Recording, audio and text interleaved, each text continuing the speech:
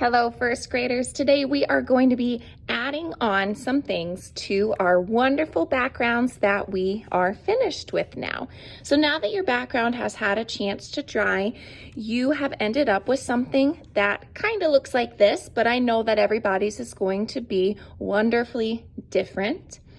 Now, the first step is our paper is going the tall way up and down for this landscape that we are making, our winter landscape. So you have to decide which way you want your paper to go because we are going to be adding some items here on the bottom. So you need to decide which side of your sky you want to be on the top so that your favorite part of the sky will show.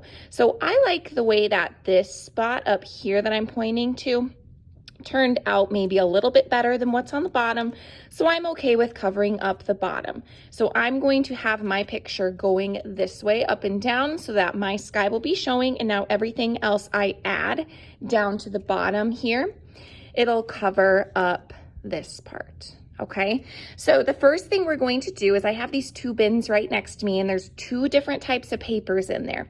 First, we're going for the plain white papers. These are all cut to look like snowbanks, so they're all ripped. And so they have a nice rough edge so that it looks like a snow pile. They're all a little bit different, so you can choose which one you want. I think I'm going to go with this one. And we are going to be attaching this to the bottom of our picture. So it'll look like this once it's on there. So I need to choose which side I want to be the front. Ooh, I like this way. So that means I need to flip it over. This is the back. And using a glue bottle, I'm going to do dot, dot, not a lot to get it to stick here. And dot, dot, not a lot, I'm just going around the outline of this paper.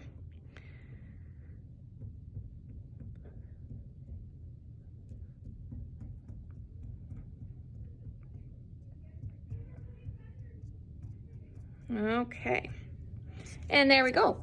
So now I can take this, and on your paper you should see that this is flat on the bottom. The edges are also flat. What I mean is like straight lines, like flat edges.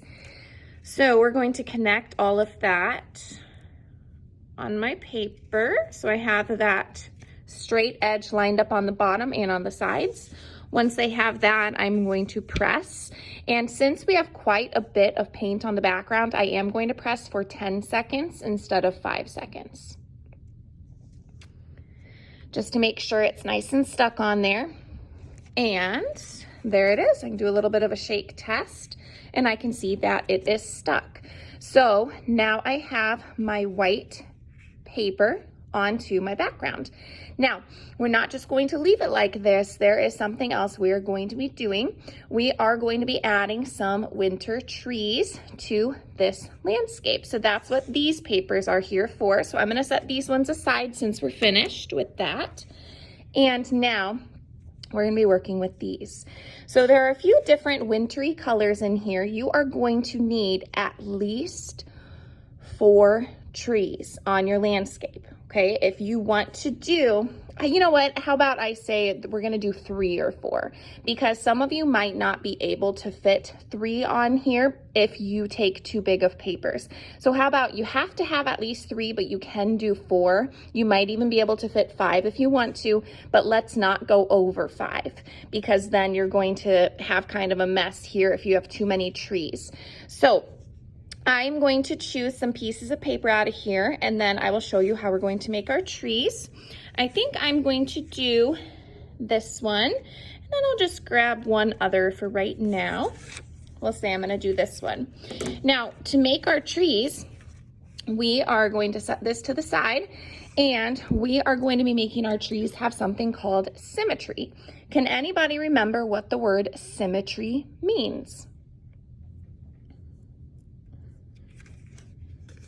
Symmetry is when something is the same on both sides. So to do that, we're not just going to draw a tree on here. Instead, here's what we're going to do. You get to choose which way you want your paper to be.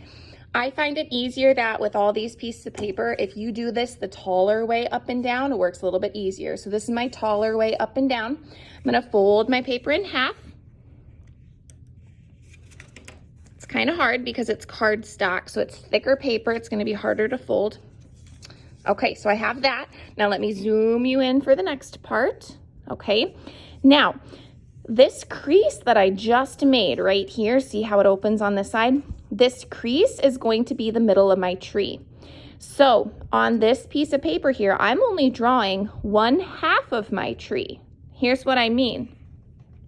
I'm going to start up here and I'm gonna go out and in, out and in, out and in, and then I'll make a little trunk, okay?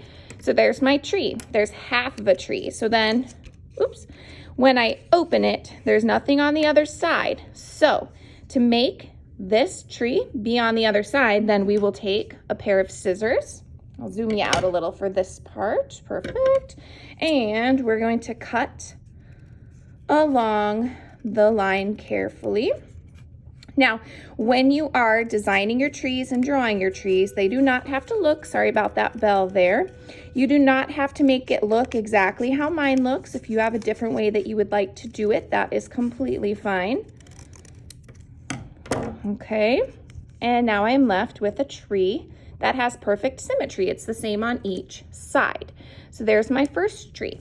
Now I'm going to move on to my second tree. So I'll show it to you one more time. Again, tall way up and down. This is kind of a square. However, I do think this way is a little bit taller up and down. Again, I'm gonna fold it in half. It doesn't have to be a perfect fold in half, just do your best.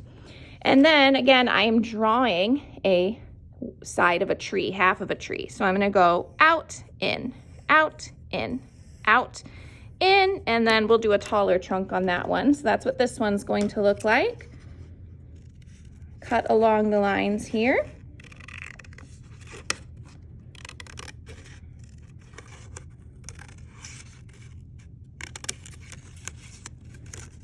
And almost done. I'm a little bit stuck. I'll come this way.